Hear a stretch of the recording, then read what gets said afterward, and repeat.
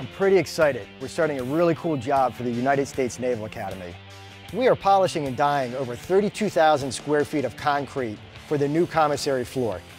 It's a great project where we can give back to our service people.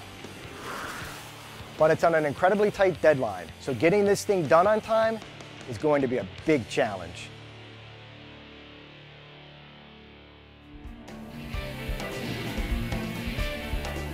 The first thing we have to do is run a concrete saw through the existing joints to clean them up. We want nice clean edges before we fill the joints with polyurea, a material that expands and contracts with the slab and allows heavy machinery to roll over the joints without cracking the edges. So far, so good, but we are in the dead of winter and there is no heat in this building, and the temperatures are expected to dip to around 0 tonight. The problem is, polyurea installs best at 70 degrees, so we're going to have to come up with a way to keep it warm. We have record lows this morning. It's literally so cold that the hot exhaust from the vehicle is freezing as soon as it hits the ground. Normally we wouldn't work when it's this cold, but we have to lay the polyurea to stay on schedule. Luckily, we devised a plan that's working. First, we heat the buckets of polyurea up to 70 degrees in our van. Then we mix the materials and pour the components into our pump.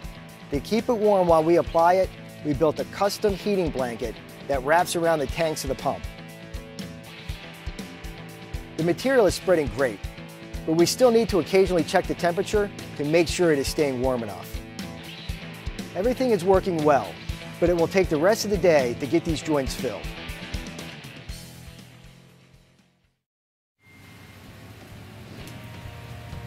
This morning, we are having an ice storm. It seems like Mother Nature is working against us.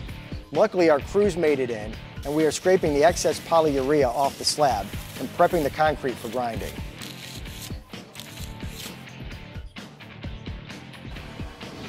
It's day 5, and somehow, we're still on schedule. The guys will spend the next couple of days grinding the concrete down with a coarse grit abrasive. This creates a concrete slurry that is squeegeed away and sucked up with a machine that works a lot like a Zamboni. It's a slow process, but we need to remove the cement paste layer and expose the sand aggregate so the color from the dye can set in.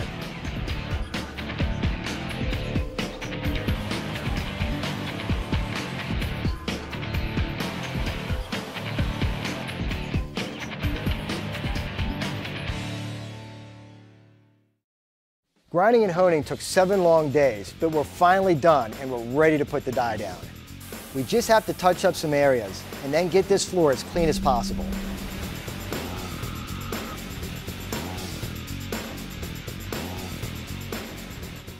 We are at day 13 and we are supposed to be applying the dye. We've only got 3 days left to get this job done, and of course, the cold temperatures are still affecting us.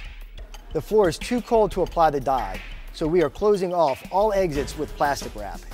Hopefully, the HVAC is going to get hooked up this afternoon and run overnight. We are hoping that the plastic holds in the heat to warm up the floor enough so that we can put the dye down in the morning. We really need this to work because we're running out of time.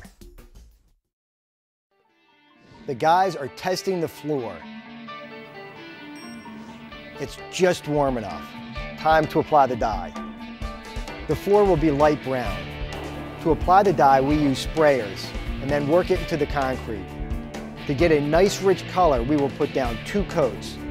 It will take the rest of the day, but we should be able to get it done.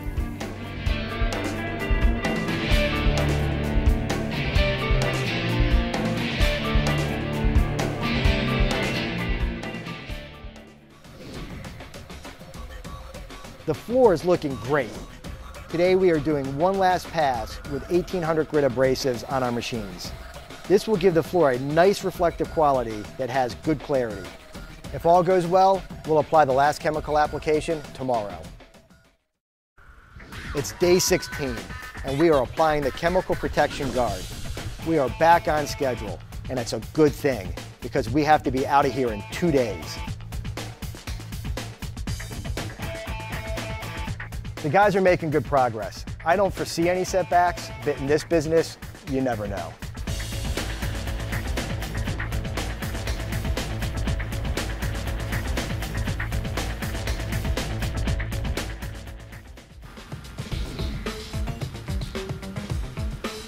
It's the last day, and it looks like we're going to make it. The final step is burnishing. We run a machine that cleans the floor and cures the chemical guard. This helps protect the floor from stains.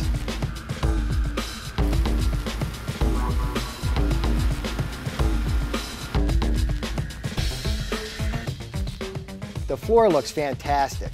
Now the space gets turned over to the general contractor so they can finish their work. We'll be back in 90 days to clean the floor before it gets turned over to the Naval Academy. It's the last day on the job, and we just finished the final clean, and let me tell you, the floor looks great. The stained concrete floor looks awesome.